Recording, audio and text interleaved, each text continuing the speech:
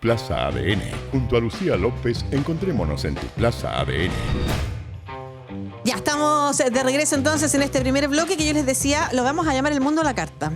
Estamos preparando, nosotros partimos en abril del año pasado con este programa, entonces en abril tenemos un reestreno del programa con nuevas secciones que hemos estado testeando durante este tiempo, y una tiene que ver precisamente con el escenario geopolítico, porque nosotros hablamos de multilateralismo, de cooperación internacional, pero el escenario está un poquito más tenso, entonces la conversación se tiene que enfocar quizás también en esa área de las relaciones internacionales, la geopolítica, las tensiones, los acuerdos de paz y las posibilidades de guerra y de escalamiento de la guerra. Estamos acá con la profesora Carolina Sancho, que es la subdirectora de la ANEPE, pero ella viene aquí en calidad de académica de la Academia Nacional de Estudios Políticos y Estratégicos de Chile. Carolina Sancho, muchas gracias por estar acá. Hola, muy buenos días. Gracias por la invitación. Muchas gracias a usted por sumarse además en medio de todo este escenario a esta conversación. También al profesor Ricardo Nib del Instituto de Ciencias Políticas de la Pontificia Universidad Católica, que además trabajó en la Agencia Nacional de Inteligencia durante 12 años en el Ministerio de Defensa y también en el sector privado en seguridad e infraestructuras críticas, temas que se relacionan con la conversación en torno a Oriente Medio y las implicaciones y el impacto que eso puede tener para Latinoamérica y para Chile. ¿Cómo está, Ricardo?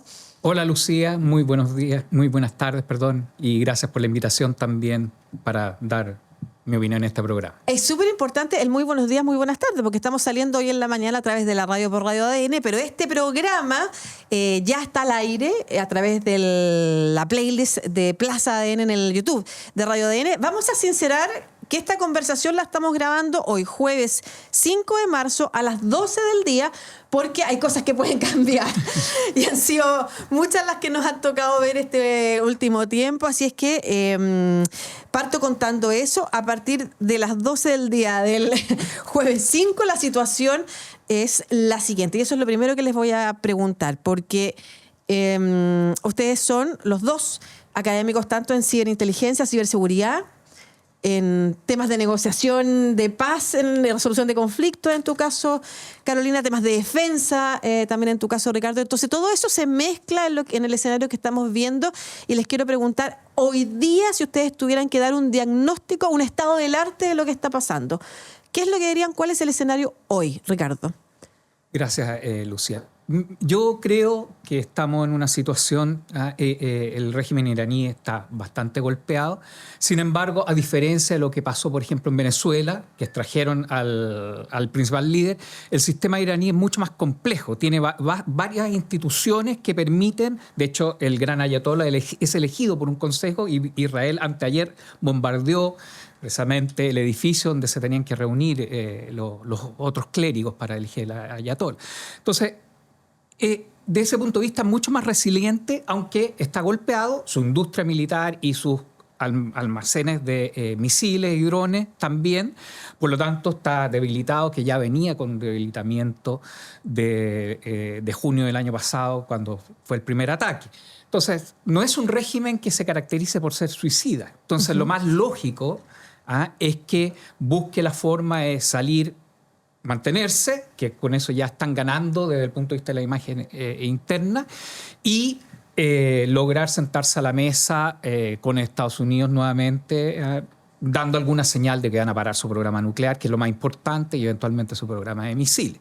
También podría la situación tener un escenario más negativo, en donde el régimen intente golpear a los estados que son más débiles, que son los estados de la península arábica, Dubái, Emiratos Árabes, etcétera, que han desarrollado todo un potencial en el área tecnológica e inteligencia artificial. Se han mostrado como bastante productivos en esa área. Entonces, golpeándolo significa también que puede alterar sus planes y transformar la situación actual en eventualmente una guerra regional.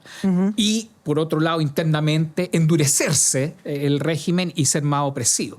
Sin embargo, a diferencia de lo que Trump llamaba a, ¿no es cierto?, rebelarse, eso es muy difícil. No veo que en Irán vaya a producirse una caída del régimen, es bastante más sólido. Puede llegar tal vez dentro del mismo contexto del régimen un sector más pragmático, moderado, que entienda que si quieren sobrevivir van a tener que negociar, o un sector más duro, que enfrente la situación hasta llegar a una suerte de compromiso con Estados Unidos e Israel que les permita mantenerse. Pero no veo un cambio radical de régimen que vayan a salir los ayatolás por la forma en que está estructurado y la oposición también no tiene una posición clara, está dividida. Entonces, por otro lado, el tema nacionalista es transversal. Más allá si apoyo o no el régimen, los iraníes se sienten muy orgullosos de su capacidad nuclear, de su capacidad de misiles, de las tecnologías que han desarrollado. Entonces, esto también es un golpe en general que es percibido por toda la población, al margen de que hay destrucción y muerte. También es un golpe que puede favorecer al régimen desde el punto de vista de los apoyos. Pero no veo que vaya a desplazarse el apoyo hacia la oposición y que vayan a salir a las calles. Y si pasan protestas, los van a reprimir. Claro, porque además estamos viendo que está siendo la población civil asesinada, porque es distinto a lo que... Claro, y eso despierta ese ánimo nacionalista que decía tú. Carolina, para ti, ¿cuál es el estado de la situación hoy? Y si quieres, partes a partir de algún punto que haya dicho Ricardo u otros distintos. Sí, muchas gracias, Lucía. Complementando lo que señala Ricardo, acá también vemos un desafío al multilateralismo, que tú lo mencionabas anteriormente como un tema propio de este espacio de conversación. En ese sentido, por ejemplo, en la perspectiva del Consejo de Seguridad de Naciones Unidas, hay un desafío tremendamente importante y es cómo pueden contribuir a desescalar este conflicto. En ese sentido, reconocemos que hubo una reunión extraordinaria este fin de semana. Sin embargo, el fin de semana que acaba de pasar, respondiendo inmediatamente a lo que supimos en la madrugada del día sábado, que estaba ocurriendo el ataque de Estados Unidos e Israel hacia Irán. En este sentido también hay otros organismos multilaterales que se han estado manifestando a través de algunas decisiones con respecto a lo que ha ido ocurriendo, que como tú también muy bien señalas, es una evolución bastante dinámica. En ese sentido, podemos hacer referencia a lo que es la OTAN, que derribó un misil que se presume que iba hacia Turquía. Y en esa línea también estamos viendo a la Unión Europea, que también está dando apoyo a lo que es Chipre, apoyando una embarcación de Francia y también inclusive involucrando a España, que dice: yo no quiero apoyar esto, sin embargo sí somos solidarios entre los países con respecto a otro que pudiera estar teniendo alguna amenaza de una acción bélica. Eso, como esa solidaridad entre la Unión Europea, porque hemos visto distintas posiciones respecto a Estados Unidos. Exactamente, entre países de la Unión Europea y con respecto también a los países que forman parte de la OTAN. Y de repente puede parecer una contradicción, pero esto evidencia la complejidad del tema, porque hay que entender distintas aristas de este problema para comprender cómo los actores se comportan. ¿Cuáles son esas aristas? Asociado, por ejemplo, a que acá este ataque se ha planteado más desde una perspectiva preventiva, porque una de las ideas que se plantea para entender lo que ha ocurrido es que se busca evitar que tenga una capacidad de desarrollo nuclear que le permita tener armas de este tipo, y en ese sentido estamos hablando de que no tenga un uranio enriquecido que le permita tener estas armas. Sin embargo, también podemos encontrar que en esa línea hay actores que dicen es que no está la evidencia. Claro. Entonces, cuestionando la legitimidad de esta intervención y también poniendo en cuestión si se ajusta o no al derecho internacional. El propio líder de la OIEA, que es el organismo que vigila, de ingeniería atómica, que vigila de alguna manera el estado de la situación nuclear, ¿no es cierto?, en distintos países, que es Rafael Grossi, que es además el candidato de Argentina a la Secretaría General de Naciones Unidas, ha dicho que no hay prueba de que Irán tenga efectivamente un potencial nuclear o una capacidad nuclear desarrollada. Entonces, hay organismos internacionales incluso que podrían estar medio vinculados a los... Yo no sé, a la vuelta larga, porque Rafael Grossi la verdad es que tiene una larga trayectoria, es una persona muy confiable, pero uno pudiera decir, bueno, quizás como es el candidato de Argentina, está vinculado a Estados Unidos, y él mismo ha salido a decir que no hay esa prueba, que es lo que también le exigían en Estados Unidos a Donald Trump y que no supo cómo mostrarla, y aparece Marcos Rubio diciendo que en realidad esto porque sabían que Israel iba a atacar. Entonces, es un escenario mucho más enredado que la simple idea de o sacar el régimen o bloquear la capacidad nuclear. Lo que pasa, Lucía, Irán efectivamente no tiene armas nucleares, ni tampoco uranio enriquecido al 90%, que es lo mínimo que se requiere para un arma nuclear. Eso todavía no lo tiene. pero todo indica que van hacia allá. Hoy día se habla de que ellos tendrían un uranio al 60%, pero lo que hace pensar, y yo creo que es cierto, de que Irán sí quiere un arma nuclear, son los misiles. Los misiles que tiene alcanzan en estos momentos 2.000 kilómetros, o sea, Israel perfectamente, y parte de Europa, los Balcanes, por ahí. Pero no tiene sentido tener un misil que llegue tan lejos, porque el explosivo que va a llegar, si es explosivo convencional, nunca va a ser tan poderoso. Y además los misiles iraníes no tienen el GPS, entonces no tienen la precisión de un misil norteamericano, europeo, que tiene un error de un par de metros. No, aquí son centenas de metros. Entonces, lo único que te hace sentido para ese escenario es tener un arma nuclear, porque un arma nuclear se estalla a 1 kilómetro, el daño es igual. Entonces, esa es la... Y considerando que Israel sí tiene capacidad nuclear. Tiene arma nuclear. Claro. Aunque no lo ha declarado. Aunque no lo ha declarado, pero se sabe, ¿no es cierto? Ya, tienes. Tú dices que tienes, sí. No es que lo diga yo, digamos. ¿Y tú, Carolina, dices lo mismo? Sí. Comparto lo que señala Ricardo. Okay. Quisiera preguntarle sobre la escalada y sobre... Pero antes de la escalada, sobre esta idea de que se ataca Irán porque es un peligro para el mundo. ¿Es Irán un peligro para el mundo? ¿Merecía este ataque, digamos? Yo estoy independiente del valor que le tengamos o el desprecio que le tengamos al régimen, digamos. Yo lo pienso en la cantidad de países que hoy día están involucrados, en que Estados Unidos no le salió tan fácil como si le salió en Venezuela. Yo pensé que iba a ser incontestable lo de Estados Unidos en Irán, pero estamos viendo que parece que se proyecta más y que es más costoso para Estados Unidos de lo que yo imaginé, al menos en un inicio. Esa pregunta se las voy a hacer. Pero ¿era este ataque preventivo porque Irán es una amenaza para el mundo hoy? ¿Era necesario en este momento o en realidad se relaciona más con estas otras conversaciones en torno a las necesidades o deseos de Israel de bombardear, por ejemplo? Mira, es parte de eso, pero era uno de los mejores momentos. Irán no era un peligro hoy día, pero está debilitado. Es muy debilitado. Entonces, claro, si está debilitado, el ataque del año pasado, las protestas, etcétera, entonces era el mejor momento para atacar ahora. Irán no tiene el arma nuclear y está bastante retrasado en su programa nuclear después de los bombardeos y los ataques de hace 10 años de Sputnik.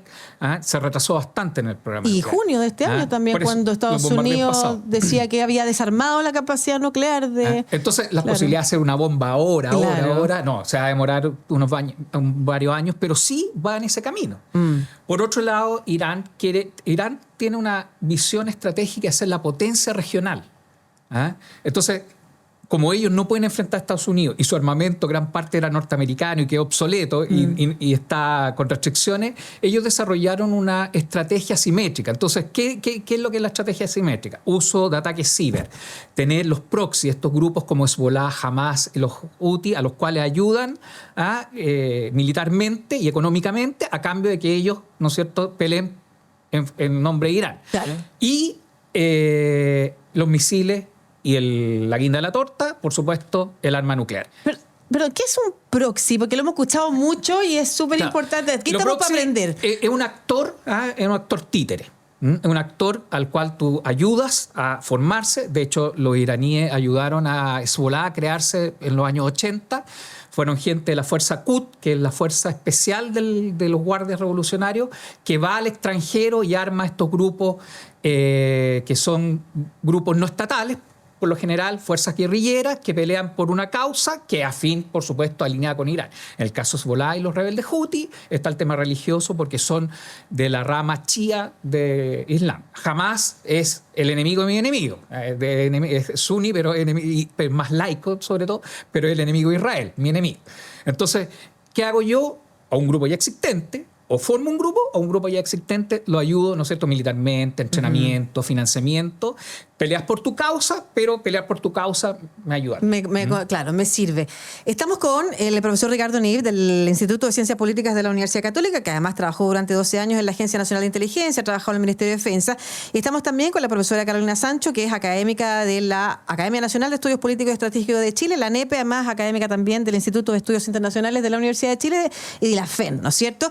Yo decía que... Quisiera sí, por favor, dale. agregar algo que que complementar lo que señalaba Ricardo con relación a la pregunta que tú formulas y dos ideas al respecto. La primera, podemos entender cuando un país decide atacar a otro, probablemente hay un análisis que considera 3 elementos. Tener la capacidad para sostener ese ataque, que la oportunidad sea adecuada, y lo explicaba cómo se daba esa circunstancia hoy día en Irán desde la perspectiva de Estados Unidos y de Israel, y hay otro elemento que es la superioridad.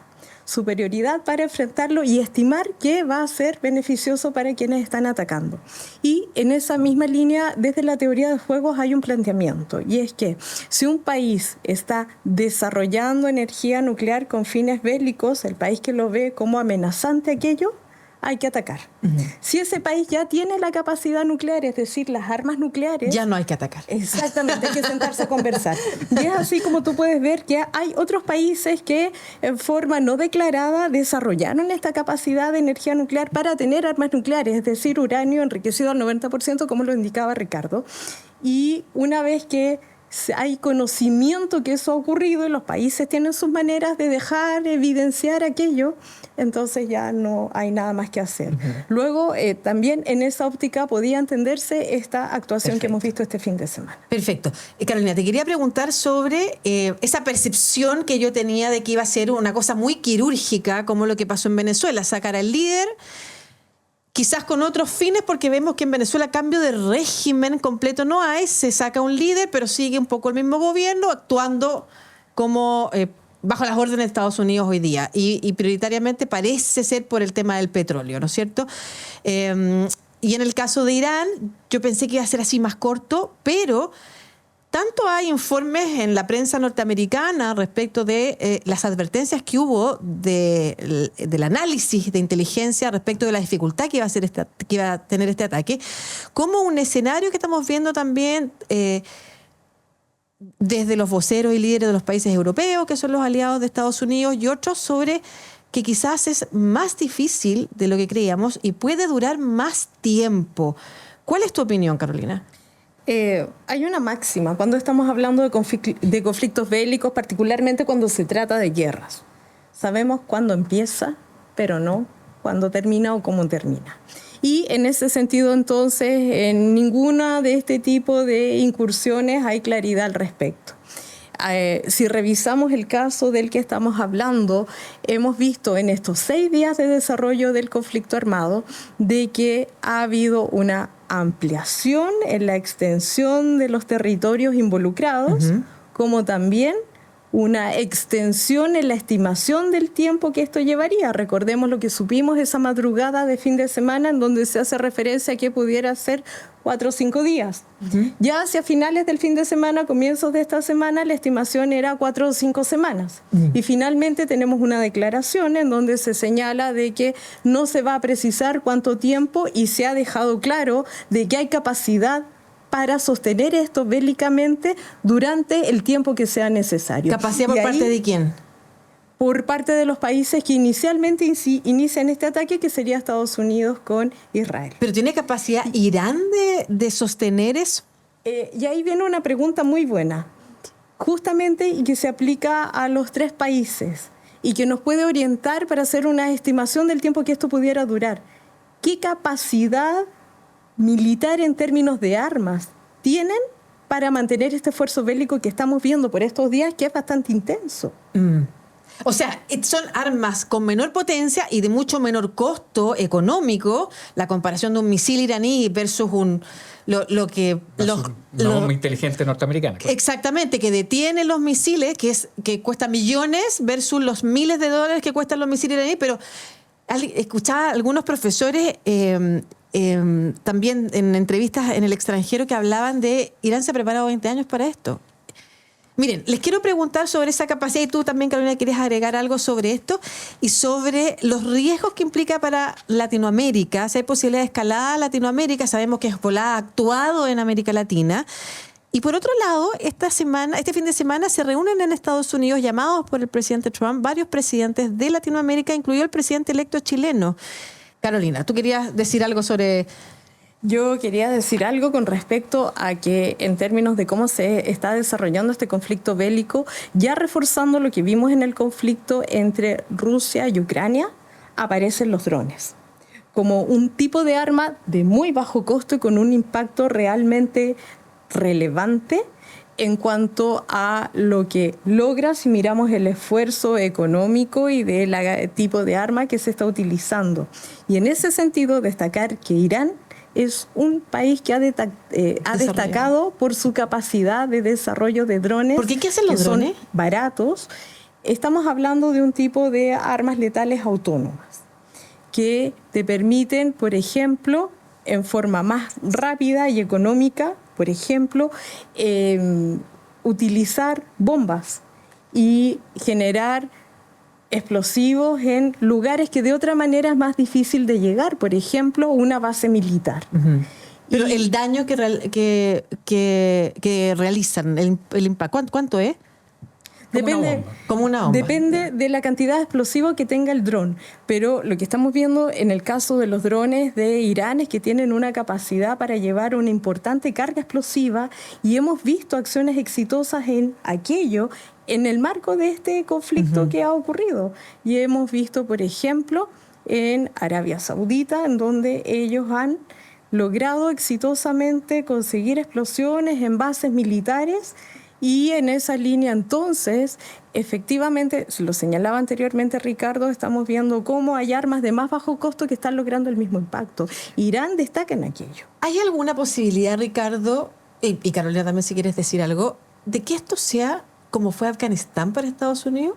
O sea, que esto de que se le vaya cuesta arriba el conflicto termine siendo una pérdida. No, porque salvo que haya una invasión física terrestre de Estados Unidos o Israel a Irán, que ¿ya? es difícil porque Irán tiene 1,6 millones de kilómetros cuadrados, o sea, es como Perú y Paraguay juntos. Entonces no es fácil invadir un territorio así. Afganistán era mucho más pequeño, son 500.000 kilómetros cuadrados. Aún así perdieron. Y aún así perdieron. Entonces, no, salvo que haya una invasión terrestre, puede complicarse. Pero hoy día yo creo que el sostener el ataque, si bien técnicamente, industrialmente, Estados Unidos y Israel lo pueden hacer por varias semanas y meses, igual hay una saturación en cuanto a, oye, no lograste el objetivo. Entonces ya hay un Congreso. Entonces en democracia estar bombardeando un país 6 meses no es viable. Por otro lado, el régimen iraní va a cumplir 50 años. Se han preparado. Las amenazas de Netanyahu tienen por lo menos 10 o 15 años. Entonces tienen sumergida o en forma subterránea muchas instalaciones que, si bien algunas han sido localizadas y destruidas, todavía tienen. Entonces se van a degradar bastante, pero tienen la capacidad de resiliencia. Y ahí hay un actor importante que son los guardias revolucionarios, que es una fuerza armada paralela, ideologizada, y que además de tener armas tienen poder económico. ¿Quiénes son los guardias? Los guardias revolucionarios son una fuerza armada que se crea al alero de la revolución islámica. Irán tiene ejército, marina y fuerza aérea, pero los guardias revolucionarios también tienen un área terrestre, marítima, y además tienen el control de los misiles, el control del tema nuclear, fuerzas especiales, que son estos que trabajan con los proxy, y las operaciones ciber. Entonces, pero además tienen empresas, porque para hacer el programa nuclear tuvieron que crear empresas fachadas para conseguir la tecnología a la mala, burlando la OIE. Entonces tienen empresas, bancos, y que si bien han sido sancionados internacionalmente, igual les generan dinero. Entonces tienen mucho poder económico y tienen peso político. Lo más probable es que si no logran elegir un nuevo ayatollah, o se demora, gente, y puede ser el escenario hoy en día, los altos mandos de la Guardia Revolucionaria asuman ciertas funciones. Carolina, tú reaccionaste también cuando yo pregunté si esto podía ser un escenario como el de Afganistán. ¿Qué piensas? Un escenario como el de Afganistán. En términos de que es un tipo de intervención con una duración diferente a la que inicialmente se estimó, totalmente es posible. En cuanto al tema de, efectivamente, de que es distinto, también siguiendo a Ricardo, tiene razón, porque al día de hoy día no hay una intervención militar en terreno. Lo que hemos visto es una intervención aérea, también podemos creer que han habido acciones en el ciberespacio, pero no territorial, no físicamente en el territorio. Y en ese sentido, podemos creer que los ataques aéreos permiten conquistar, pero no mantener. Ahí la clave es si van fuerzas terrestres o no. De momento se ha señalado que no está pensado. Y si pensamos que hay un objetivo de cambio de régimen, la pregunta es cómo podría lograrse, porque no hay una sociedad civil robusta en Irán que permitiera cambiar el régimen. Y si la pregunta era cambiar al líder político, bueno, eso ya estaría ocurriendo porque se está eligiendo a alguien que probablemente pudiera ser el hijo de la persona. Pero Estados Unidos, que en su discurso el presidente Trump cambia de objetivo desde lo primero que se cita, que es el cambio de régimen, hasta la última entrega de un documento en la que no se menciona el cambio de régimen, o sea, van cambiando de objetivos. También es difícil medir qué sería exitoso y qué sería no. Tú decías algo, Ricardo, respecto de... O sea, una operación, como decía Carolina, que había sido inicialmente programada para 4 días, que se estire 6 meses y cambia la opinión en un Congreso norteamericano que primero no ha cumplido ni una función, pese a que recién se acaba de votar una resolución para impedir que continúe la guerra. Republicanos han todavía apoyado en el Congreso la idea de que esto no es una guerra, sino que es solamente una intervención militar y que entonces puede continuar sin pedir permiso del Congreso. Ha sido una votación difícil. Pero esta intervención llega en un momento de baja popularidad del gobierno de Estados Unidos y cerca de las elecciones de noviembre, donde puede cambiar la configuración del Congreso. En el mes de enero, Donald Trump decía en una conferencia de prensa que era muy importante que ganaran las elecciones de medio término, porque si no las ganan, probablemente iba a haber un impeachment contra él. En estos momentos, antes del inicio de Irak, la popularidad estaba muy baja. Fox News entregó esta semana su encuesta, que es una cadena pro-Trump, que muestra que el 56% desaprueba el gobierno de Donald Trump. La mayor baja tiene que ver con el costo de la vida. Pero dentro de los independientes tiene sobre un 70% de desaprobación, que son quienes mueven la aguja en Estados Unidos. Llega en otro escenario también que es importante, que en que por primera vez la encuesta Gallup muestra que por primera vez en Estados Unidos, desde que se mide, la simpatía hacia Israel es menor que la simpatía hacia Palestina. Y con una oposición a la guerra. Entonces, pensando en esas elecciones de noviembre, si esto continúa, es muy difícil imaginar un escenario en el que pudiera mantener la mayoría en el Congreso en Estados Unidos. ¿Y por qué lo pregunto? Porque uno pudiera decir, hoy el gobierno de Estados Unidos no cuenta con popularidad ni apoyo para esta intervención. Y en paralelo está haciendo intervenciones en América Latina. Y de hecho, este fin de semana le ha pedido a varios presidentes, no le ha pedido, digamos, como que ha hecho una cumbre y tienen que ir sus aliados, así como por favor vengan, claro, pues, confirmaron o no, es como, no, hizo una cumbre y van. Y entre ellos el presidente electo chileno, José Antonio Kast. ¿Hay un riesgo para América Latina en aliarse con Estados Unidos activamente? Hoy Chile ha tenido históricamente en estos últimos, yo diría incluso antes del regreso a la democracia, previo a la democracia anterior chilena, una posición de respeto al derecho internacional, de un no alineamiento para la Segunda Guerra Mundial. El último día antes de la conferencia de Naciones Unidas, Chile dice, ok, estoy en guerra, porque le dice, si usted quiere venir a la reunión, tiene que declararse en guerra. ¿Cuáles son los riesgos para América Latina y en particular para Chile? Y si a Chile se le pudiera pedir en esta reunión del fin de semana una participación, no creo que militar, pero por ejemplo en pronunciamiento a favor de esta acción militar, Ricardo, ¿y qué le convendría hacer al país? Mira, Chile siempre ha tenido como una postura, una política de Estado con respecto a los conflictos, la solución pacífica de las controversias, que ha sido en todos los gobiernos, sin excepción, ha promovido eso. Entonces, una cosa que el presidente electo hoy día pueda pensar, pero una vez en el cargo priman, ¿no es cierto?, otros factores como el respeto por nuestras políticas de Estado. ¿Cuál es uno de los riesgos que podría darse, aunque el escenario yo lo veo bajo? Porque Irán está debilitado y Hezbolá también. El hecho de que Hezbolá, que opera en Latinoamérica de hace tiempo, pueda realizar, por orden de Irán, por instrucciones de Irán, algunos atentados en la región. Pero, como te decía, Hezbolá de por sí quedó debilitado con la guerra con Israel recientemente. Irán tenía conexiones, o tiene, no creo que hayan cortado inmediatamente, con el régimen de Venezuela. Había drones iraníes en Venezuela, pero no creo que el régimen de Venezuela se vaya a arriesgar a que Irán use el país para hacer alguna cosa contra Estados Unidos, menos ahora. Entonces, el escenario existe cierta probabilidad, pero yo lo veo bajo, de que haya un riesgo para América Latina. Uh-huh. Estados Unidos, yo lo que creo de esta reunión, que va más enfocada en alinear a los países cuyos líderes son afines, ¿no es cierto?, ideológicamente, tienen cierta simpatía en temas que le interesa mucho a Estados Unidos y que Estados Unidos dejó de lado después del 11 de septiembre. Y ahí se metió China y un poco también Rusia y, bueno, Irán también, que es el alineamiento contra Beijing. China tiene como estrategia no usar la fuerza, sino que lo que usa China es aislar a su adversario de sus aliados. Y eso lo está logrando en Latinoamérica. Entonces quiere revertir eso. Yo veo que ahí hay un interés de revertir eso y todo lo contrario, empezar a aislar a Beijing. Y desde el punto de vista más duro, más práctico, el tema de la lucha contra el narcotráfico, crimen organizado transnacional y las migraciones que le afectan a Estados Unidos. Uh-huh. Se había detectado, nunca se ha comprobado 100% de que habían agentes iraníes que eran los que promovían estos trenes de inmigrantes que partían en Panamá y terminaban en la frontera norteamericana.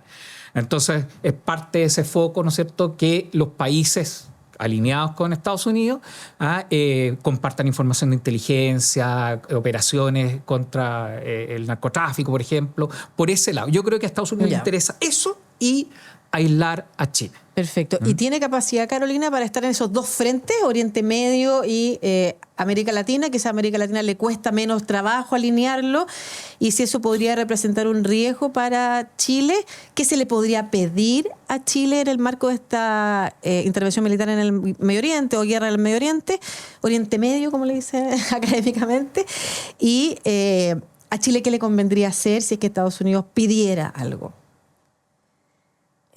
Yo creo que un elemento importante a partir de lo que ha ocurrido es el peligro de que haya atentados terroristas en distintos lugares del mundo. En ese sentido, entonces, un mayor control con respecto a la posible ocurrencia de esto en el continente sería uno de los temas a conversar, en una lógica de cooperación entre los países con respecto a información sobre aquello, y eventualmente ayuda respecto de países que crean que tienen un nivel de riesgo superior en términos de que elevan su alerta de seguridad o dan orientaciones específicas a grupos de la población que pudieran ser objetivo de esto. Que no es el caso de Chile. No. No es el caso de Chile, pero pudiera ser en el caso de Argentina, por ejemplo. Justamente. ¿Y debiera Chile hacer alguna, si se le pide alguna declaración, estoy hablando del gobierno que viene, ¿convendría o convendría mantenerse no alineado? Mantener lo que ha sido los principios de nuestra política exterior en términos de respeto al derecho internacional, promoción de la democracia y los derechos humanos y la responsabilidad de cooperar, sería probablemente el camino que se va a seguir en términos de evidenciar de que la política exterior sigue lineamientos de largo plazo y que son permanentes toda vez que se trata de principios. Esa es la recomendación. Sí. Perfecto, como declaraciones amplias de principios, más que decir estamos de acuerdo con uno o con otro sector, y por lo que veo, por el momento, entonces, los riesgos para Chile serían el impacto en la encina. Claro, eso sería hasta... Hay un punto clave, el petróleo y el gas ya subió, el cierre o no del estrecho de Hormuz es clave para lo que es la economía y con un impacto global, porque son recursos energéticos que inciden en la producción de bienes y servicios. Eso impacta, por ejemplo, lo vimos, lo que es la bolsa de comercio, cayó, el dólar subió, el oro y la plata subió. Bueno, todo eso está asociado con la actividad económica, con decisiones de invertir o no. Lugares en donde tal vez iban a llegar inversiones ahora no están llegando, pero también fondos disponibles para otros lugares por porque un dinero que iba a llegar a un lugar ya no está llegando. También tener ahí una mirada estratégica puede ser relevante. Sí, o programas sociales, pensando en nuestra América Latina, programas sociales que se cortan, que eran apoyados por Europa, porque Europa redestina ese presupuesto a el tema militar. Y otra conversación que vamos a tener más adelante, porque vamos a terminar, porque ya llevamos un buen rato acá, post comerciales de la radio, es todo lo que tiene que ver con el rearmamiento nuclear. Yo creo que ese es un gran tema también que tenemos que desarrollar a propósito del anuncio que ha hecho Francia también. Las décadas de trabajo por un desarme nuclear que hoy se están revirtiendo en el mundo, ¿qué implicancias tiene? Lo vamos a estar conversando en otro capítulo. Ahora quiero agradecer a la doctora Carolina Sancho, académica de la NEPE y del Instituto de Estudios Internacionales de la Universidad de Chile y de la FEN también de la Universidad de Chile en temas de ciberseguridad, de resolución de conflictos y otros temas relacionados con el análisis geopolítico. Y a Ricardo Neff del Instituto de Ciencias Políticas de la Universidad Católica, quien trabajó en la Agencia Nacional de Inteligencia, en el Ministerio de Defensa, en el sector privado, también en temas de seguridad e infraestructura crítica, a quien también le vamos a estar haciendo consultas más adelante sobre, por ejemplo, ya los dos, porque además entiendo que ahí están trabajando cada uno en su proyecto sobre el famoso caballo chino. Vamos a estar hablando de eso en otro capítulo. Muchas gracias a las dos por estar aquí. Gracias a ti, Lucía, y ADN por este momento.